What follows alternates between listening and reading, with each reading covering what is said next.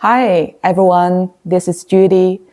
If you're someone like me who's introverted, who likes to spend extra hours to grow skills in work, but still wants a very balanced lifestyle, this episode is for you. In this episode, I'm going to share 3 cherry-picked habits that I gradually developed during the years in Australia. These habits help me to keep healthy, keep growth in work, and connect to other people in a way I feel comfortable. I developed these routines that creates a lifestyle that is very grounded, authentic, and well-balanced.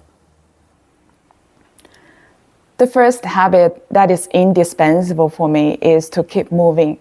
Whether you're a sports person who like to play pickleball, basketball, swimming, or running, or you're someone who don't like sports at all, you just enjoy a walk in the nature. You can pick one you like and fit it into your own routine. For me personally, I like to play badminton or hiking on weekends. These activities help me to loosen up muscles and to relax and also burn calories and stay fit.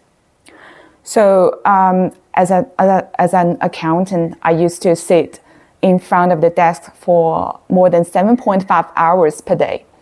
So my neck and shoulder feel very stiff, and it even develops into a headache afterwards.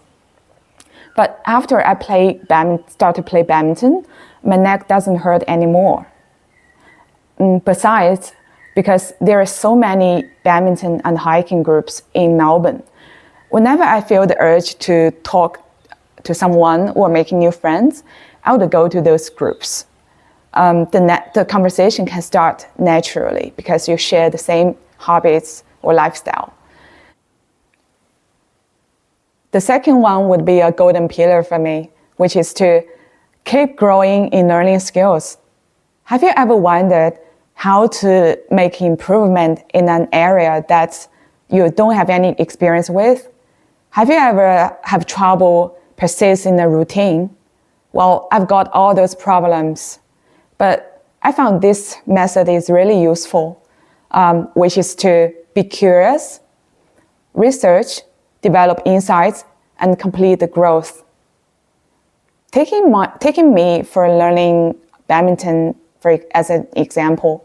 So at the first 2 or 3 years, my badminton skills doesn't improve very much.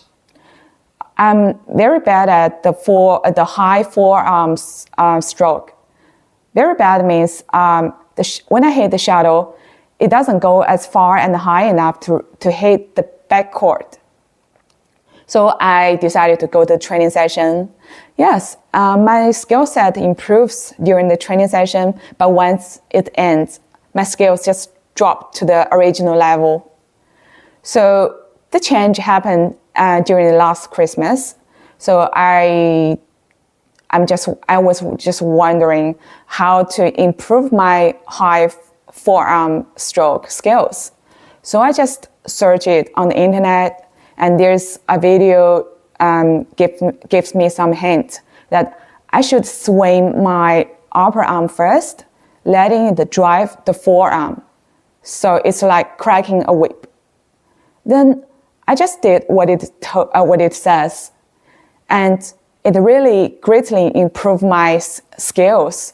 Now the stroke is more powerful than before. So this is a perfect example of how I apply the rule: be curious, research, develop insights, and complete the growth. The third habit is to read. This habit does not only make me feel more grounded, but also adding variety and spice to my life.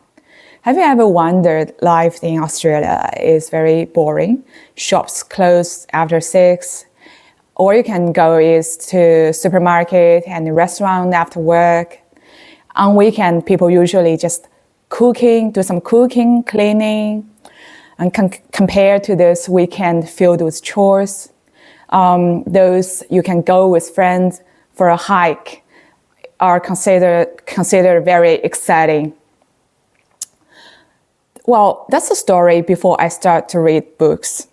I remember I just finished reading a small fiction called The Answer is No by Frederick Beckman.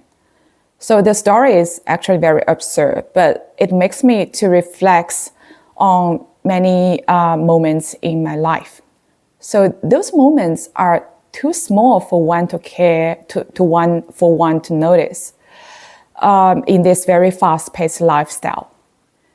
Only when you decided to set aside some time to settle down in a chair, that you start to read, to think, and then you start to read, to notice that those are very interesting moments. Besides that, I feel that through reading, I become more empathetic. So I'm more inclined to understand people rather than judge them. And for those people who have language barriers, I highly recommend reading to them, because I found that my vocabulary is actually growing. Well, I'm not an expert in learning English, but I feel that it can improve your sense of language. So you can actually, especially even in workplace, I found that there are less communications there, because my language in the email is more structured and clear. So there are a range of benefits reading can bring.